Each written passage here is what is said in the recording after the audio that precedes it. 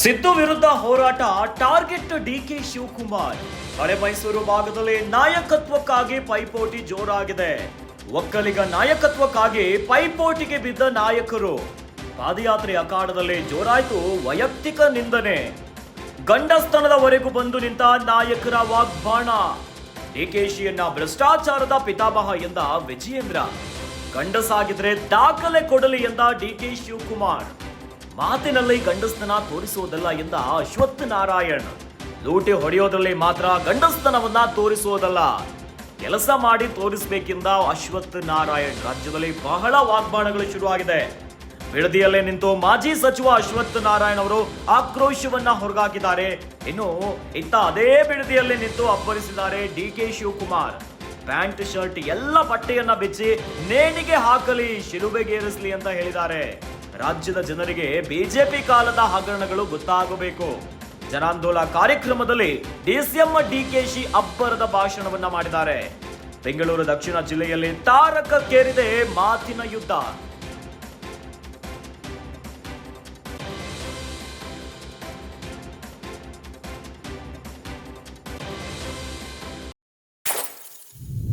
ರಾಜ್ಯ ರಾಜಕೀಯದಲ್ಲಿ ಪಾದಯಾತ್ರೆಯ ಪೊಲಿಟಿಕ್ಸ್ ಭಾರಿ ಚರ್ಚೆಯನ್ನ ಮಾಡ್ತಾ ಇದೆ. ಆದ್ರೆ ಇವೆಲ್ಲದರ ನಡುವೆ ಸಿದ್ದು ವಿರುದ್ಧ ಹೋರಾಟ ಟಾರ್ಗೆಟ್ ಡಿಕೆ ಶಿವಕುಮಾರ್ ಎನ್ನುವಂತ ಮಾತು ಭಾರಿ ಚರ್ಚೆಗೆ ಕಾರಣವಾಗ್ತಾ ಇದೆ. ಹಳೆ ಮೈಸೂರು ಭಾಗದಲ್ಲಿ ನಾಯಕತ್ವಕ್ಕಾಗಿ ಪೈಪೋಟಿ ಆಗ್ತಾ ಇದೆ. ಏನೋ ಒಕ್ಕಲಿಗ ನಾಯಕತ್ವಕ್ಕಾಗಿ ಪೈಪೋಟಿಗೆ ಬಿದ್ದಿದ್ದಾರೆ ನಾಯಕರು ಎನ್ನುವಂತ ಮಾತು ಕೂಡ ಭಾರಿ ಚರ್ಚೆ ಆಗ್ತಾ ಇದೆ. ಆದ್ರೆ ಪಾದಯಾತ್ರೆ ಅಖಾಡದಲ್ಲಿ ಜೋರಾಗ್ತಾ ಇದೆ ವೈಯಕ್ತಿಕ ನಿಂದನೆ. ರಾಜಕೀಯದ ಜಟಾಪಟಿಯ ನಡುವೆ ವೈಯಕ್ತಿಕ ನಿಂದನೆಗೆ ಈಗ ನಾಯಕರು ಮುಂದಾಗಿದ್ದಾರೆ. ಗಂಡಸ್ತನದವರೆಗೂ ಬಂದು ನಿಂತು ಬಿಟ್ಟಿದೆ ನಾಯಕರ ವಾಗ್ಬಾಣ. ಡಿಕೆಶಿಯನ್ನ ಭ್ರಷ್ಟಾಚಾರದ ಪಿತಾಮಹ ಅಂತ ವಿಜಯೇಂದ್ರ ಹೇಳಿದ್ರು. ಇನ್ನು ಗಂಡಸಾಗಿದ್ರೆ ದಾಖಲೆ ಕೊಡಲಿ ಅಂತ ಡಿಕೆ ಶಿವಕುಮಾರ್ ಅವರು ಗುಡುಗಿದ್ದಾರೆ. ಮಾತಿನಲ್ಲಿ ಗಂಡಸ್ತನ ತೋರಿಸುವುದಲ್ಲ ಅಂತ ಅಶ್ವತ್ಥ ನಾರಾಯಣ್ ಕೂಡ ಟಕ್ಕರನ್ನ ಕೊಟ್ಟಿದ್ದಾರೆ. ಏನೋ ಲೂಟಿ ಹೊಡೆಯೋದ್ರಲ್ಲಿ ಮಾತ್ರ ಗಂಡಸ್ತನವನ್ನ ತೋರಿಸುವುದಲ್ಲ, ಕೆಲಸ ಮಾಡಿ ತೋರಿಸಬೇಕು ಅಂತ ಅಶ್ವತ್ಥ ನಾರಾಯಣ್ ಅವರು ಕೂಡ ಕಿಡಿಕಾರಿದ್ದಾರೆ. ಬಿಡದಿಯಲ್ಲೇ ನಿಂತು ಮಾಜಿ ಸಚಿವ ಅಶ್ವತ್ಥ ನಾರಾಯಣ್ ಆಕ್ರೋಶವನ್ನ ಹೊರಗಾಕಿದ್ರೆ ಇತ್ತ ಅದೇ ಬಿಡದಿಯಲ್ಲಿ ನಿಂತು ಅಬ್ಬರಿಸಿದ್ದಾರೆ ಡಿಕೆ ಶಿವಕುಮಾರ್. ಪ್ಯಾಂಟ್ ಶರ್ಟ್ ಎಲ್ಲ ಬಟ್ಟೆಯನ್ನ ಬಿಚ್ಚಿ ನೇಣಿಗೆ ಹಾಕಲಿ, ಶಿಲುಬೆಗೇರಿಸಲಿ ಅಂತ ಹೇಳಿದ್ದಾರೆ. ರಾಜ್ಯದ ಜನರಿಗೆ ಬಿಜೆಪಿ ಕಾಲದ ಹಗರಣಗಳು ಗೊತ್ತಾಗಬೇಕು. ಈ ರೀತಿಯಾಗಿ ಜನಾಂದೋಲನ ಕಾರ್ಯಕ್ರಮದಲ್ಲಿ ಡಿಸಿಎಂ ಡಿಕೆ ಶಿವಕುಮಾರ್ ಅವರು ಅಬ್ಬರಿಸಿಬಿಟ್ಟಿದ್ದಾರೆ. ಬೆಂಗಳೂರು ದಕ್ಷಿಣ ಜಿಲ್ಲೆಯಲ್ಲಿ ತಾರಕಕ್ಕೇರ್ತಾ ಇದೆ ಮಾತಿನ ಯುದ್ಧ. ರಾಜಕೀಯ ಮಾತುಗಳ ಮೇಲೆ ಹೋಗ್ತಾ ಈಗ ವೈಯಕ್ತಿಕ ದಾಳಿಯನ್ನ ಮಾಡ್ತಿದ್ದಾರೆ. ಎಂತೆಂತ ಮಾತುಗಳು. ರಾಜ್ಯದಲ್ಲಿ ಮನೆಯಲ್ಲಿ ಇವತ್ತು ಭ್ರಷ್ಟಾಚಾರದ ಬಗ್ಗೆ ಮಾತನಾಡ್ತಾ ಇದ್ದಾರೆ. ಕಾಂಗ್ರೆಸ್ ಸರ್ಕಾರದ ಬಗ್ಗೆ ತೂಚಿ ಅಂತೇಳಿ ಉಗುಳುತ್ತಾ ಇದ್ದಾರೆ. ಹಾಗಾಗಿ ಈ ರೀತಿ ಅಭಿಯಾನ ಮಾಡ್ತಾರೋ ಮತ್ತೊಂದು ಮಾಡ್ತಾರೋ, ಆದರೆ ಇದಕ್ಕೇನು ಕವಡೆ ಕಾಸಿನ ಕಿಮ್ಮತ್ತಿಲ್ಲ. ನಾನು ನೋಡ್ತಾ ಇದ್ದೆ ಮೊನ್ನೆ ದಿನ ಡಿ ಕೆ ಶಿವಕುಮಾರ್ ಅವರು ಏನು ಡಿ ಕೆ ಶಿವಕುಮಾರ್ ಅವರು ಭ್ರಷ್ಟಾಚಾರದ ಬಗ್ಗೆ ಮಾತನಾಡ್ತಕ್ಕಂಥದ್ದು. ಭ್ರಷ್ಟಾಚಾರದ ಪಿತಾಮಹ ಅವರೇನು ಭ್ರಷ್ಟಾಚಾರದ ಬಗ್ಗೆ ಮಾತನಾಡ್ತಾರೆ. ಇವತ್ತು ಉತ್ತರ ಕೊಡಬೇಕಾಗಿರ್ತಕ್ಕಂಥದ್ದು ಸಿದ್ದರಾಮಯ್ಯನವರು ಉತ್ತರ ಕೊಡಬೇಕಾಗಿದೆ, ಡಿ ಕೆ ಶಿವಕುಮಾರ್ ಕೂಡ ಉತ್ತರ ಕೊಡಬೇಕಾಗಿದೆ. ಹಾಗಾಗಿ ಇವತ್ತೇನು ಸಿದ್ದರಾಮಯ್ಯನವರು ಮತ್ತು ಡಿ ಕೆ ಶಿವಕುಮಾರ್ ಅವರು ಮತ್ತು ಕಾಂಗ್ರೆಸ್ ಸಚಿವರು ಎಲ್ಲ ನಡವಳಿಕೆಯನ್ನು ಗಮನಿಸ್ತಾ ಇದ್ದೇವೆ, ಹೇಳಿಕೆಗಳನ್ನು ಗಮನಿಸ್ತಾ ಇದ್ದೇವೆ. ಇವತ್ತು ಜನ ನಿಮ್ಮ ಸರ್ಕಾರ ಇವತ್ತು ರಾಜ್ಯದ ಜನರಿಗೆ ಒಂದು ಶಾಪ್ ಆಗಿ ಪರಿವರ್ತನೆ ಆಗಿರ್ತಕ್ಕಂಥದ್ದು. ಜನ ಶಾಪ ಆಗ್ತಾ ಇದೆ ನಿಮ್ಮ ಸರ್ಕಾರದ ಬಗ್ಗೆ. ಅಭಿವೃದ್ಧಿ ಬಗ್ಗೆ ಈಗ ಮಾತನಾಡ್ತಕ್ಕಂಥದ್ದನ್ನ ಅರ್ಥನೇ ಇಲ್ಲ ಬಿಡಿ. ಅಭಿವೃದ್ಧಿ ಬಗ್ಗೆ ಅವರು ಮಾತನಾಡೋದಿಲ್ಲ. ಒಂದು ರೂಪಾಯಿ ದುಡ್ಡನ್ನು ಕೂಡ ಕೊಡ್ತಾ ಇಲ್ಲ. ರಾಜ್ಯದಲ್ಲಿ ಮನೆಯಲ್ಲಿ ಇವತ್ತು ಭ್ರಷ್ಟಾಚಾರದ ಬಗ್ಗೆ ಮಾತನಾಡ್ತಾ ಇದ್ದಾರೆ. ಕಾಂಗ್ರೆಸ್ ಸರ್ಕಾರದ ಬಗ್ಗೆ ತೂಚಿ ಅಂತೇಳಿ ಉಗುಳುತ್ತಾ ಇದ್ದಾರೆ. ಹಾಗಾಗಿ ಈ ರೀತಿ ಅಭಿಯಾನ ಮಾಡ್ತಾರೋ ಮತ್ತೊಂದು ಮಾಡ್ತಾರೋ, ಆದರೆ ಇದಕ್ಕೇನು ಕವಡೆ ಕಾಸಿನ ಕಿಮ್ಮತ್ತಿಲ್ಲ. ನಾನು ನೋಡ್ತಾ ಇದ್ದೆ ಮೊನ್ನೆ ದಿನ ಡಿ ಕೆ ಶಿವಕುಮಾರ್ ಅವರು ಏನು ಡಿ ಕೆ ಶಿವಕುಮಾರ್ ಅವರು ಭ್ರಷ್ಟಾಚಾರದ ಬಗ್ಗೆ ಮಾತನಾಡ್ತಕ್ಕಂಥದ್ದು. ಭ್ರಷ್ಟಾಚಾರದ ಪಿತಾಮಹ ಅವರೇನು ಭ್ರಷ್ಟಾಚಾರದ ಬಗ್ಗೆ ಮಾತನಾಡ್ತಾರೆ.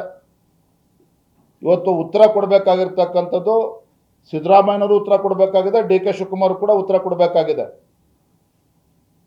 ಹಾಗಾಗಿ ಇವತ್ತೇನು ಸಿದ್ದರಾಮಯ್ಯನವರು ಮತ್ತು ಡಿ ಕೆ ಶಿವಕುಮಾರ್ ಅವರು ಮತ್ತು ಕಾಂಗ್ರೆಸ್ ಸಚಿವರು ಎಲ್ಲ ನಡವಳಿಕೆಯನ್ನು ಗಮನಿಸ್ತಾ ಇದ್ದೇವೆ, ಹೇಳಿಕೆಗಳನ್ನು ಗಮನಿಸ್ತಾ ಇದ್ದೇವೆ. ಇವತ್ತು ಜನ ನಿಮ್ಮ ಸರ್ಕಾರ ಇವತ್ತು ರಾಜ್ಯದ ಜನರಿಗೆ ಒಂದು ಶಾಪ್ ಆಗಿ ಪರಿವರ್ತನೆ ಆಗಿರ್ತಕ್ಕಂಥದ್ದು. ಜನ ಶಾಪ ಆಗ್ತಾ ಇದೆ ನಿಮ್ಮ ಸರ್ಕಾರದ ಬಗ್ಗೆ. ಅಭಿವೃದ್ಧಿ ಬಗ್ಗೆ ಈಗ ಮಾತನಾಡ್ತಕ್ಕಂಥದ್ದನ್ನ ಅರ್ಥನೇ ಇಲ್ಲ ಬಿಡಿ. ಅಭಿವೃದ್ಧಿ ಬಗ್ಗೆ ಅವರು ಮಾತನಾಡೋದಿಲ್ಲ. ಒಂದು ರೂಪಾಯಿ ದುಡ್ಡನ್ನು ಕೂಡ ಕೊಡ್ತಾ ಇಲ್ಲ. ಪ್ರಶ್ನೆ ಕೇಳ್ತಾ ಇದ್ದೀವಿ. ಅವರು ಸರ್ಕಾರದಲ್ಲಿ ಮಾಡಿದ ಹಗರಣದ ಜವಾಬ್ದಾರಿ ಯಾರು? ಜನ ನಮ್ಗೆ ಆಯ್ಕೆ ಮಾಡಿ ಕಳ್ಸಿಬಿಟ್ಟಿದ್ದಾರೆ. ಎಲ್ಲ ಯಾರು ಮುಖ್ಯಮಂತ್ರಿ ಆಗಿದ್ರು, ಹೆಂಗಾಯ್ತು, ಹೆಂಗ್ ಬ್ಯಾಂಕ್ ಹೋಯ್ತು ಅದೆಲ್ಲ ಹೇಳ್ಬೇಕಲ್ಲ. ಈಗ ನಮ್ಮ ಬಗ್ಗೆ ಮಾತಾಡ್ತಾರೆ. ಪಾದಯಾತ್ರೆ ನಡ್ಕೊಂಡು ಬಂದಾಗ ನೀವು ಅವ್ರಿಗೆಲ್ಲ ಈಗ ನಾನೇನು ಪ್ರಶ್ನೆ ಕೇಳಿದ್ರೆ ಅದಕ್ಕೆಲ್ಲ ಉತ್ತರ ಹೇಳಿ. ಅವರು ನಮ್ಮನ್ನ ಜೈಲ್ಗೆ ಹಾಕ್ಸ್ಬೇಕು ಅಂತ ಭಾಳ ದೊಡ್ಡ ಸೆನ್ಸ್ ನಡೀತಾ ಇದೆ. ನನಗೆ ಗೊತ್ತಿದೆ, ಅದು ಮಾಡಲಿ, ರೆಡಿ ಇದ್ದೀನಿ. ನನ್ನಂತವನು ಬೇಕಾದಷ್ಟು ಜನ ಇಲ್ಲಿ ಉಟ್ಕೋತಾರೆ ಕಾಂಗ್ರೆಸ್ ಪಾರ್ಟಿಲಿ, ಏನು ತೊಂದರೆ ಇಲ್ಲ.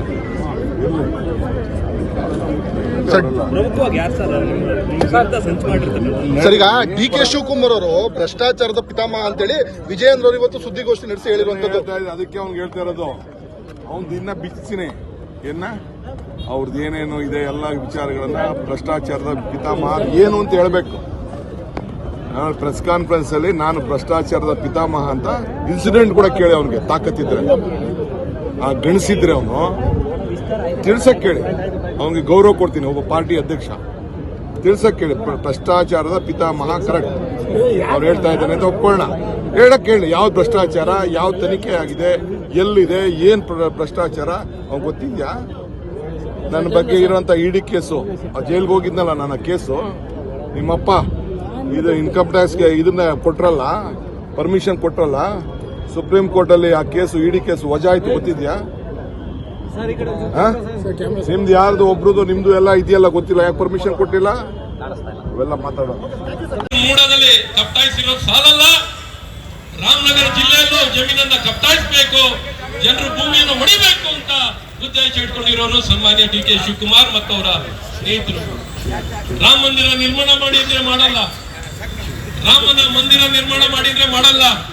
ಆದ್ರೆ ರಾಮನ ಹೆಸರನ್ನ ತಗೊಂಡು ಓಟ್ ಹೋಗ್ಬೇಕು, ರಾಮನಗರ ಹೆಸರು ಬದಲಾಯಿಸಬೇಕು. ಈ ರೀತಿ ಪ್ರತಿದಿನ ಎಲ್ಲಾ ರೀತಿ ತಪ್ಪನ್ನು ಮಾಡ್ತಿರುವಂತ ಈ ಕಾಂಗ್ರೆಸ್ ಸರ್ಕಾರವನ್ನ, ವಿಶೇಷವಾಗಿ ಸನ್ಮಾನ್ಯ ಡಿ ಕೆ ಶಿವಕುಮಾರ್ ಗಂಡಸ್ತನದ ಬಗ್ಗೆ ಮಾತಾಡ್ತಾರೆ.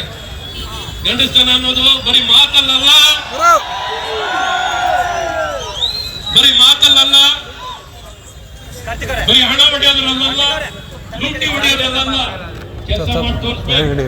ಜನ ನಿಮ್ಗೆ ಆಶೀರ್ವಾದ ಮಾಡಿದ್ದಾರೆ. 7 ಸಲ ಶಾಸಕರನ್ನು ಮಾಡಿದ್ದಾರೆ. ಎಷ್ಟು ಸಲ ಶಾಸಕರು? 7 ಬಾರಿ ಶಾಸಕ